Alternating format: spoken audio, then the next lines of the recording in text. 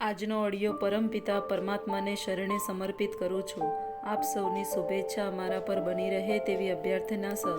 જય શ્રીમદ નારાયણ. શ્રીમદ ભગવદ્ ગીતા અધ્યાય 8 ભગવત પ્રાપ્તિ શ્લોક 10.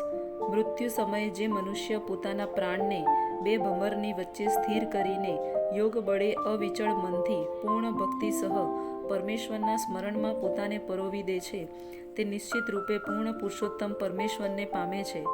આ શ્લોકમાં સ્પષ્ટ કરવામાં આવ્યું છે કે અંતકાળે મનને ભગવાનની ભક્તિમાં સ્થિર કરવું જોઈએ.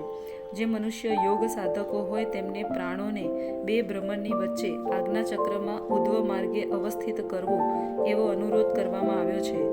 6 ચક્રો ઉપરના ધ્યાન સાથે સંકળાયેલા ષષ્ઠ ચક્ર યોગનું અહીં સૂચન થયું છે. શુદ્ધ ભક્ત આવા યોગની સાધના કરતો નથી, પરંતુ તે સદા કૃષ્ણ ભાવના મૃતમાં નિમગ્ન રહેતો હોવાથી મૃત્યુ સમયે પૂર્ણ પુરુષોત્તમ પરમેશ્વરનું સ્મરણ તેમની કૃપાથી કરી શકે છે. આ વાત 14મા શ્લોકમાં સમજાવવામાં આવી છે.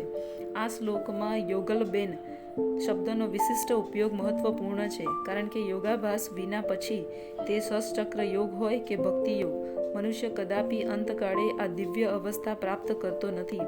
કોઈ મનુષ્ય મૃત્યુ સમયે પરમેશ્વરનું સહસા સ્મરણ કરી શકતો નથી. તેણે ગમે તે યોગની, ખાસ કરીને ભક્તિ યોગની સાધના કરેલી હોવી જોઈએ. મૃત્યુ સમયે મનુષ્યનું મન અત્યંત અસ્વસ્થ રહેતું હોવાથી તેણે પોતાના જીવન દરમિયાન યોગના માધ્યમ દ્વારા અધ્યાત્મની સાધના કરવી જોઈએ. જય શ્રીમદ નારાયણ.